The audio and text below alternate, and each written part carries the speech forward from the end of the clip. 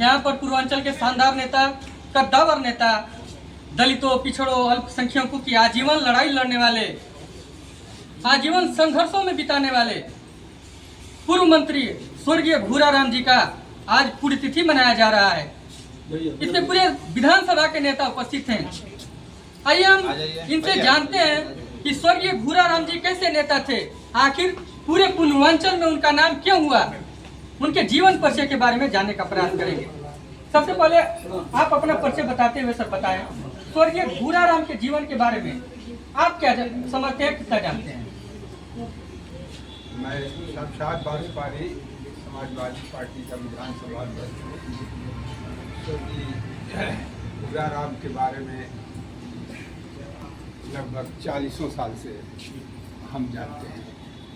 वो अपने student life से ही लेकर के एक बड़ी चुनौती का सामना करना पड़ता था उनको। इस इलाके का या ख़ास तौर से जहाँ उनका जन्म स्थान था, अधिकतर रसड़ा में जो व्यतिरेक था, जो एक विशेष वर्ग की दादागिरी चलती थी, उसको उन्होंने रोकने का काम किया।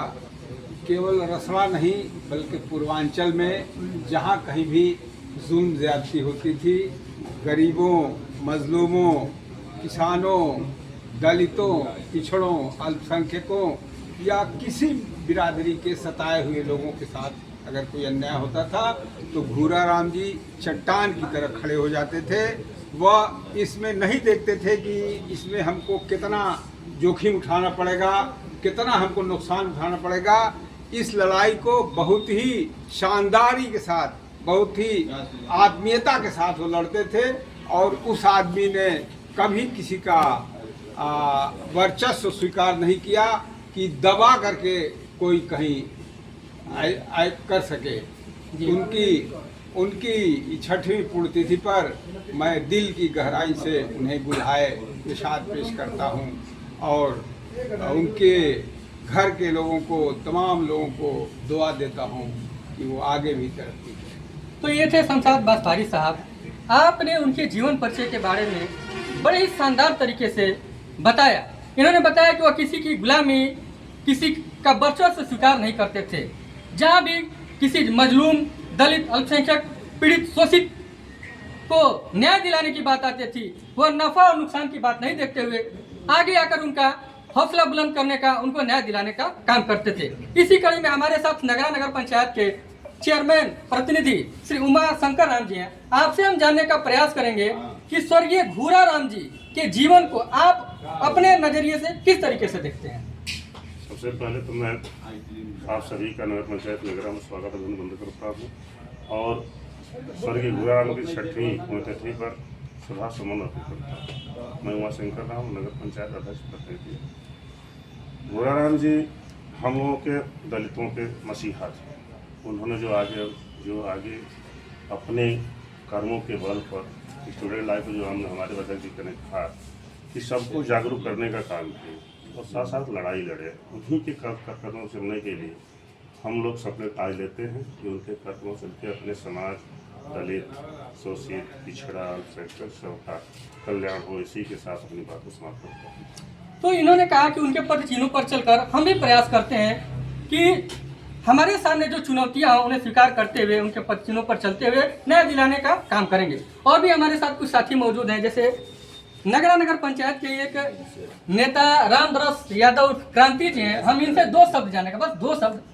भूराराम जी बहुत गरीब, शोषित, कमजोर और सारे लोगों के लिए लड़ाई लड़े, बहुत अच्छी लड़ाई लड़े। आज उनका देन है कि हम सभी लोग आसानी से कोई भी चीज़ उनके दिए पटलों पे चल करके हासिल कर लेते हैं।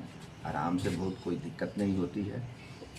सभी लोग इकट्ठा हो जाते हैं। ये सारा ताकत जो है उनका दिया हुआ है, जो हम लोग खूब आराम से देखा जाए तो बड़े से बड़े लोगों से लड़ने की क्षमता रखते हैं, जो उन्हीं का दिया हुआ ताकत है, जो आज हम लोग आसानी से लड़ लेते हैं।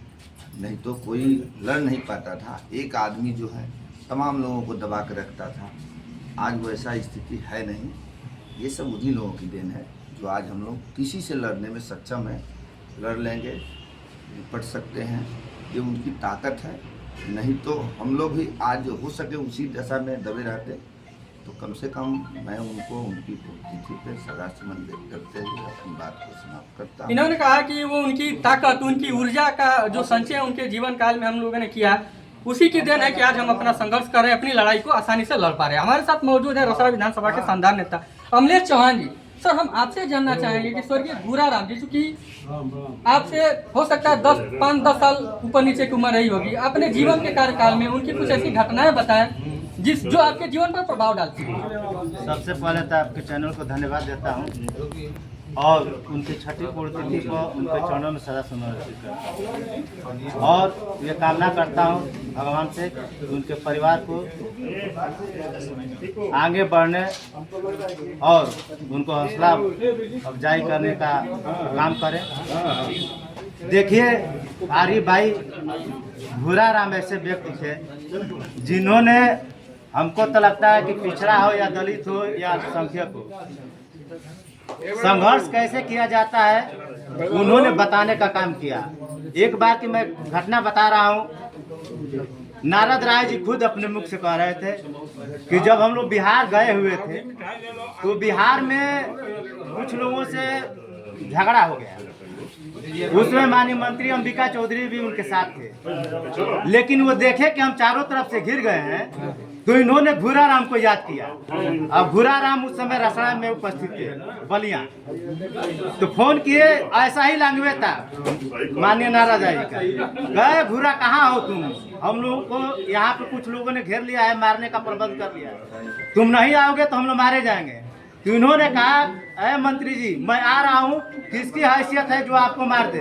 उन्होंने अपनी गाड़ी को कसा और जाकर वहाँ बदमाशों से उन्होंने मुकाबला किया। मुकाबला करके अपने साथियों को, मतलब कहने का मतलब कि पिछड़ा हो या दलित हो या सब अल्पसंख्यक हो या कोई भी उनके साथ अगर रहता था तो उसके साथ ही मजबूती से खड़ा होने का काम करते थे। यह माननीय मुलायम सिंह और माननीय कांसीराम के पचिन्हों पर काम करते थे, जिसकी देन है कि आज हम पिछड़े लोग, अल्पसंख्यक लोग राजनीति कर रहे हैं। नहीं तो राजनीति का रास्ता नहीं हो पाता। उन्हीं लोगों की देन है कि आज उस गलियों से हम गुजर रहे हैं और रसड़ा में अतताइयों को खत्म करने का काम किसी ने किया था तो माननीय गुराराम जी ने किया था।